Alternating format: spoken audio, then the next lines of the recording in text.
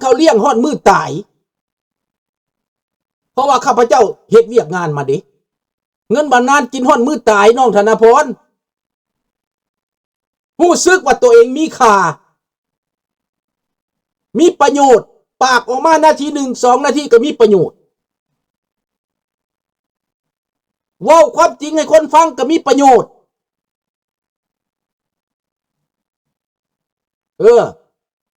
นี่ความจริงแต่ว่าพวกมันบ่ได้เข้าใจ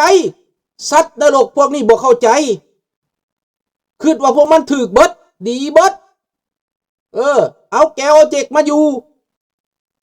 คนลาวต้องได้ปบคนลาวต้องได้หนีคนลาวต้องได้หนีกระเจิงไปทำงานอยู่เมืองไทยพุ่นสมัยก่อนนะคนลาวบ่เคยหนีคนลาวบ่เคยหนีพี่น้องคนอีสาน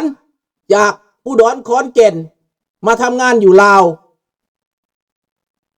บางคนก็มาแล้วบ่อยากเมื่อมีงานมีบ้านมีเฮือนจองไห่จองนาได้ซื้อดินซื้อดอนได้คนอีสานมาอยู่ลาวคนลาวบ่เคยถามว่าเจ้าเป็นคนหยังเจ้ามาแต่ใสบ่เคยถามว่าแต่ว่ากินปลาแดกแล้วก็ว่าความลาวน้ำกันได้แล้วก็ลาวโลดเป็นลาวโลดนะออโตเมติกเลยนะเป็นลาวนะย่างเข้าไปห้องการขอบัตรพาสปอร์ตก็ได้โลดบ่เคยสืบสวนว่าเจ้าเป็นไทยบ่เจ้าเป็นไผบ่เคยมีแต่ก่อนนะพี่น้องเอ้ยว้าวความจริงอย่าลุงโพข้าพเจ้าเห็นจริงๆอยู่ข้างบ้านข้าพเจ้าก็มีผู้หนึ่งมาแต่พุ่นมาแต่อุดรบ้านเรา2ผัวเมียมาถามว่า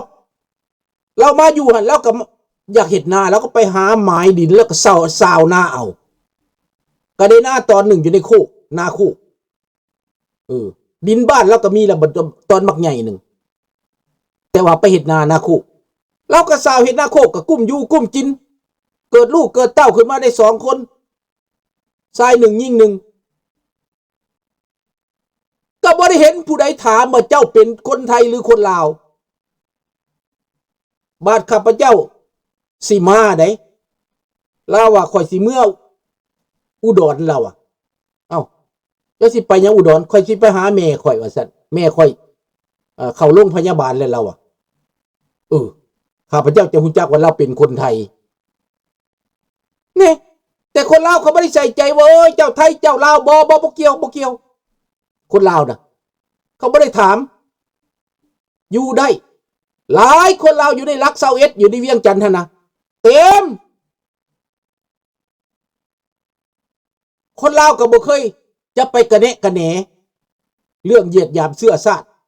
ว่าแต่ว่าภาษาลาวคือกันละแม่นพี่น้องกันโลด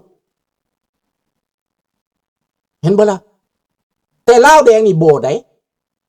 มาแล้วนี่เพื่อนเดียวกันก็กวดพ่อแม่ก็กวดแต่ว่าแก้วมันบ่ได้กวดได้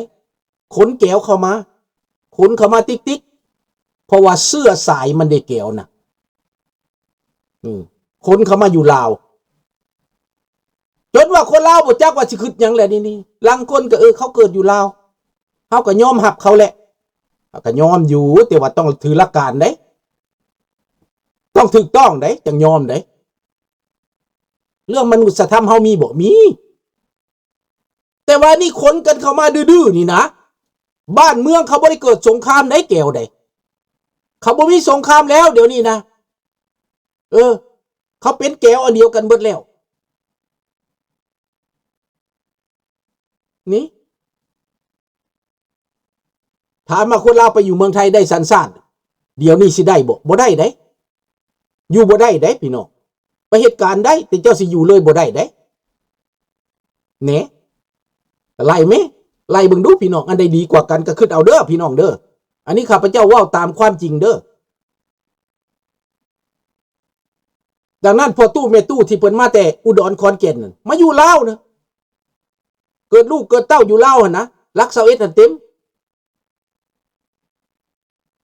บริคำไซบ้านขะน้อย คือกันอยู่ในไสก็เต็มเบิดเมืองลาวนั่นแหละเป็นหยังข้าเจ้ามาจากมาอยู่เมืองลาวมันหากินสบายเจ้าหน้าที่ก็บ่ได้ไปขอบเคิงอีหยังบ่ได้ไปกวนว่าซั่นไป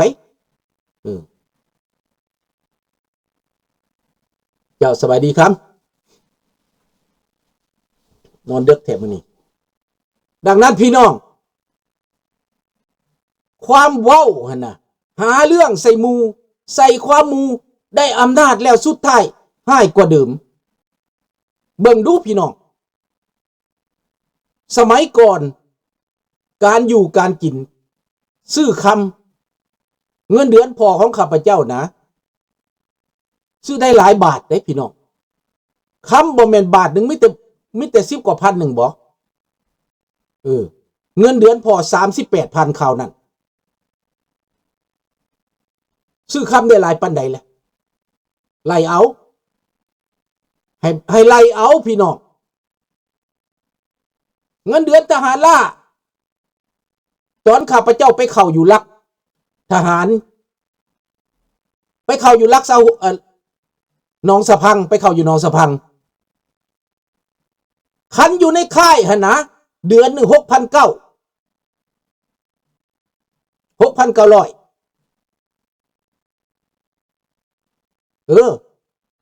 คันออกแนวหน้าเดือนหนึ่ง13-14,000เนี่ยเงินเดือนพออยู่พอกินบ่พอกินพออยู่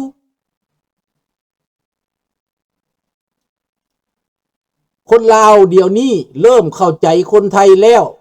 ว่าเป็นพี่น้องกันส่วนเลือดเดียวกันสายเลือดเดียวกันสังเกตได้ง่ายพี่น้องภาคใต้ถูกน้ำท่วมคนก็ยังมีน้ำใจรวบรวมกันบริจาคเงินทองเข้าปลาอาหารเอาไปส่งให้พี่น้องภาคใต้เพื่อเป็นการทบแทนก็เป็นพี่น้องกันมาแต่ใดน้องธนพรไม่มีใครปฏิเสธได้ดอกอันเว้าภาษาบ่ได้แปลนี่ล่ะแม่นพี่น้องกันโลดแหละถึงจะสำเนียงต่างก็เป็นพี่น้องกันนั่นแหละมันมีแต่ตะกกเข้าเงาตระกูลนั่นแหละมันเป็นเลือดเนื้อเสื้อไขเรื่องแผ่นดินเป็นอีกเรื่องหนึ่งเรื่องอำนาจการปกครองเป็นอีกเรื่องหนึ่งตามยุคตามสมัย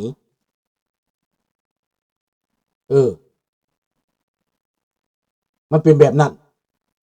แต่ความจริงมันก็คือความจริง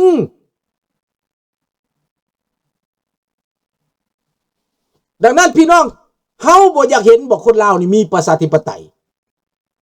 เฮาบ่อยากเห็นบ่ลาวนี่วิตทุกข์วิตยากเจริญแต่เฮาบ่ได้อยากเห็นในระบอบนี่เจริญต่อไปหรือทำลายคนต่อไปเฮาบ่ได้อยากเห็นเด้เฮาบ่อยากเห็นเขาบ่สนใจคนลาวที่ไปเป็นแรงงานต้อง 7-8 แสนคนน่ะนะรัฐบาลนี่พยายามขี่โม้อวดอ้างเฉลิมฉลองเดินสวนสนามเกณฑ์เก็บเกณฑ์กันมาซึกซ้อมกันเบิดมือเบิดคืน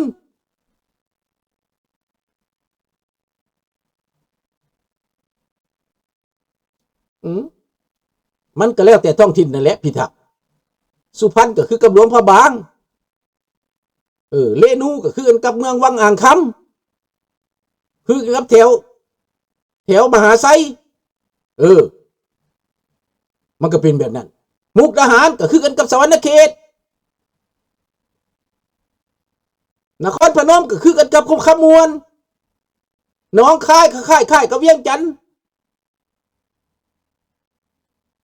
เสียงคานก็คือกันกับชัยบุรีคล้ายๆกับแบบนั้นแหละเสียงนะ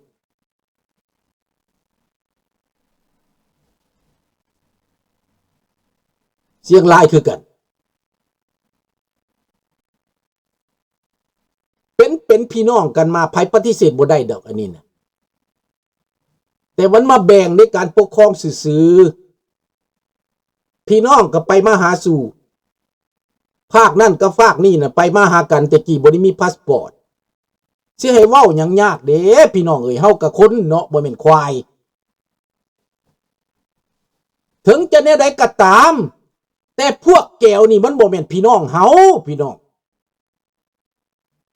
มันเว้าเจ้าเข้าใจบ่ มันด่าหมาสิแม่เจ้าเข้าใจบ่แก้วด่า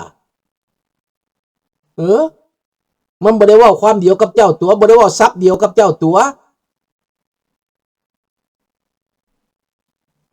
มันคือกันบ่พี่น้องคันว่าเว้าหยังมันว่าน้อยก็หยี่มันคือกันบ่พี่น้อง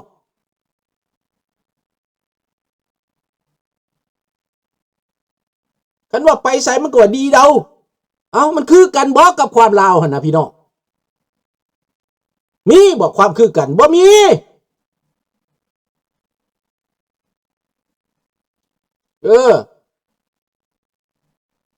คันว่าลิงมันว่าก้อนขี่ลาวเพิ่นว่าลิงมันคือกันอยู่บนใดล่ะมันคือบ่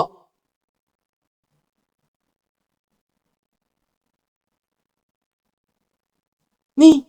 ให้พี่น้องคิดเอาแล้วมันมาสร้างไว้เฮานี่เป็นพี่น้องกับแก้วสบายดีจอนแล้วมันมาหาเรื่องใส่พวกคนลาวที่หนีนี่นะว่ามักใหญ่ไฟสูงจังหนีว่าสั่น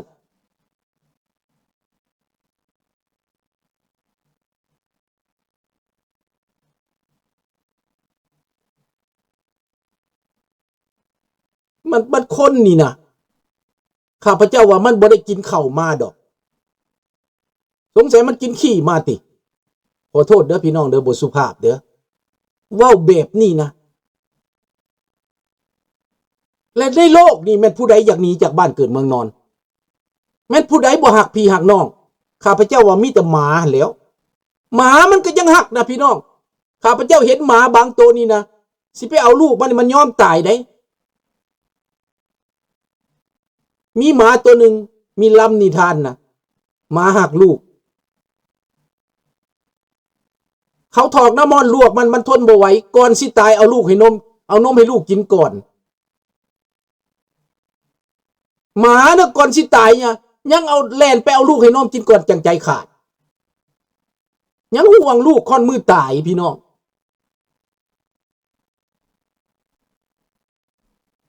เขาถูกล่างสมองเขาถูกโฆษณาส่วนเสือเขาถูกบิดเบือนดังปัจจุบันนี้วันที่2 ธันวามันเฉลิมฉลองกันน่ะแม่นวันหายนะได้พี่น้องคนลาวต้องหนีตายหนีล่มหนีตายพัดภาคบ้านเกิดเมืองนอนพัดภาคพ่อพัดภาคแม่มันเจ็บแค้นได้พี่น้องคันเว้าเรื่องข้าพเจ้าดีๆปานใดก็ตามคันเว้าเรื่องนี้มาข้าพเจ้าอยากปาดคอมันโลดนะดังนั้นข้าพเจ้าเห็นทูตบอกเห็นพวกลาวแดงที่มันมาแสดงบอกข้าพเจ้าอยากเห็ดโลดแต่ว่ามีจรรยาบรรณมีกฎหมายมีความอดทนจังอดเอาได้พี่น้องข้าพเจ้าอยากลูบเตะปากให้มันปากเปิ่นไปโลดพุ่นน่ะพี่น้องเพราะมันโมเมนต์ความจริงพี่น้องมันเป็นเรื่องบิดเบือนมันเป็นเรื่องใส่ความมันเป็นเรื่องเหยียบย่ำเขาเป็นอพยพนะดังนั้นข้าพเจ้านี่เป็นเนี่ยไหนคันแม่นมันเกิดอยู่ในประเทศแคนาดาแบบบักที่มันใส่ให้ป้ายสีอยู่ในอเมริกานี่นะคันแม่นในแคนาดาข้าพเจ้าตัดสินใจเฮ็ดได้พี่น้องแนวใดข้าพเจ้าก็จะเอาค้อนเบสบอลนั้นนำจากบาทแล้วสิไปขึ้นศาลก็บอกว่าข้าพเจ้านี่มันสติฟันเฟือนแหละเป็นหยังเพราะว่าเกิดเป็นวิกติมข้าพเจ้าเกิดขึ้นมานี่นะกระทบกระเทือนทนบ่วนทนบ่ไหวจังมาฮอดนี่นะนี่ข้าพเจ้าบ่มีเจตนาแต่ว่ามันแค้นมันเลือดหลายกับเรื่องนี้นะ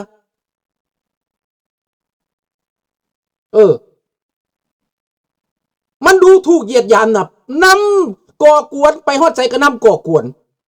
หนีข้ามไปเป็นหมื่นลี้ยังนำมา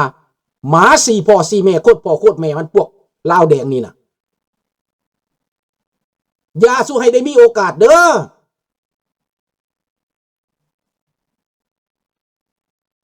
มันสร้างความเครียดแค้นกระดักกระเดียดเถอะ